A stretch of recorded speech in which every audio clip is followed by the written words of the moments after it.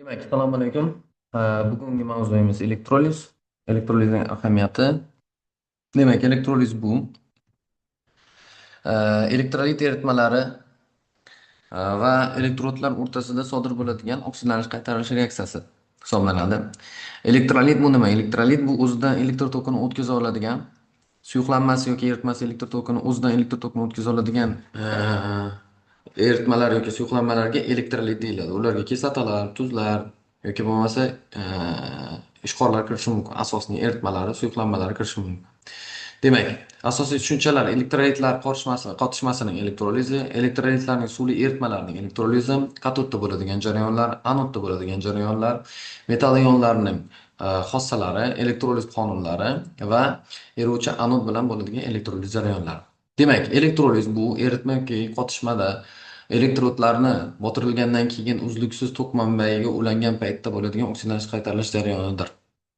Demak, uzluksiz tok manbaining manfiy qutbi katod deb ataladi, musbat qutbi esa anod deb ataladi. Demak, eritmaga botirilgan materiallar esa elektrodlar deb ataladi. Elektrodlar ham ikki xil bo'lishi mumkin: eruvchi va inert.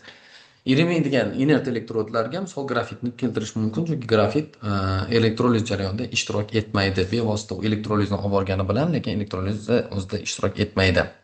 Turli har xil metallardan yasalgan elektrodlarni bo'lsa, eruvchi elektrodlarga kiritish mumkin. Agar elektr erituvchi kuch manfiy bo'lsa, u holatda oksidlanish qaytarilish jarayonining o'z-o'zidan sodir bo'lishi mumkin. Demak, quyidagi holatlarni kuzatishimiz mumkin. Agar gips energiyasi o'zgarishi noldan katta bo'ladigan bo'lsa va energiyaning o'zi noldan kichik bo'ladigan bo'lsa, reaksiya to'g'ridan-to'g'ri amalga oshishi uchun tashqi muhitdan, demak, elektr yurituvchi kuch talab etiladi. Demak, elektrolitlarning qotishmalarining elektrolizi eng sodda binar elektrodlarni, metall galogenidlarni misol qilib keltirishimiz mumkin. Bunda asosan katodda metall qaytariladi, anodda bo'lsa metall emas anionlari oksidlanib ajralib chiqadi. Quyida siz natriy xloridning elektrolizini ko'rishingiz mumkin. Keltirilgan uskunamiz demak elektrolizyor deb yuriladi. Ya'ni elektroliz amalga oshiriladigan idishimiz elektrolizyor deyiladi. Unga botirilgan materiallar, demak katod va anodga ulangan materiallarimiz bular elektrodlar deyiladi. Elektrodlar hali aytganimizdek ular eruvchi yoki inert bo'lishi mumkin va ular doimiy tok manbaiga ulanadi. Doimiy tok manbaidan demak bir tarafdan elektronlar oqib o'tsa, ikkinchi tarafdan elektronlar oqimiga qarama-qarshi yo'naladi. Demak, katodda metallar qaytariladi, ya'ni musbat ionlar katod atrofida yig'iladi, anod atrofida esa manfiy zaryadlangan ionlar oksidlanadi. Demak, anod oksidlovchi, katod qaytaruvchi rolni o'ynaydi. Bitta moddaning qotishmasi bitta sistema agar bitta moddadan iborat bo'ladigan qotishma bo'ladigan bo'lsa, bu yerda raqobat bo'lmaydi. Ya'ni suv molekulasi, erituvchi molekulalar raqobatga uchramaydi. Natijada anod anionning oksidlanishi bo'ladi, katodda bo'lsa kationlarning qaytarilishi kuzatiladi. Misol uchun natriy xlor qotishmasida xlorni oksidlanishi, natriyni qaytarilishini kuzatishimiz mumkin. Endi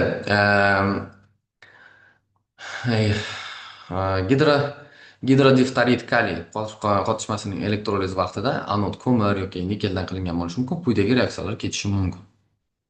Suvli eritmalarning elektrolizi bu yerda suv xalaqit beradi, ya'ni suv ham elektroliz jarayonida parallel ishtirok etishi natijasida agar kislota qoldig'i, kislorod saqlaydigan kislota qoldig'i bo'ladigan bo'lsa, bunda anodda ko'pincha kislorod ajralib chiqadi va bu yerda suvning elektrolizi kuzatiladi, ya'ni kislota qoldig'i elektroliz jarayonida ishtirok etmaydi.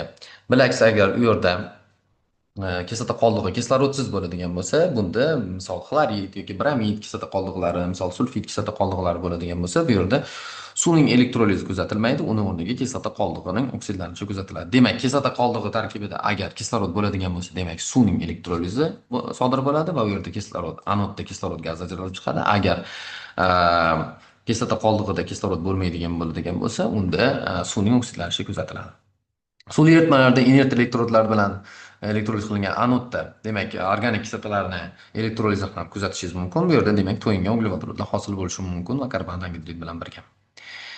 Demak, katodda oksidlovchining qaytarilish jarayoni kechadi. Katodda, misol uchun, metallar, demak, u yerdan elektronlarni oladi va toza metal holatigacha qaytarilishi mumkin. Yoki bo'lmasa, agar u yerda metal kuchlanishlar qatorida keyinda turgan bo'ladigan bo'lsa, unda demak metallning o'zi agar vodorodgacha bo'ladigan bo'lsa, demak u yerda vodorodning qaytarilishi kuzatiladi. Bu katodda bo'ladigan jarayon. Katodda suv qaytariladi va vodorod ajralib chiqishi mumkin. Agar metal margansdan chapda joylashgan bo'lsa, agar metal vodoroddan o'ngda joylashgan bo'ladigan bo'lsa, metallning o'zi qaytariladi. Agar metallar margans bilan vodorodning orasida bo'ladigan bo'lsa, muhitga pH qiymatiga qarab turib, u yerdan metal yoki vodorod ham qaytarilishi mumkin.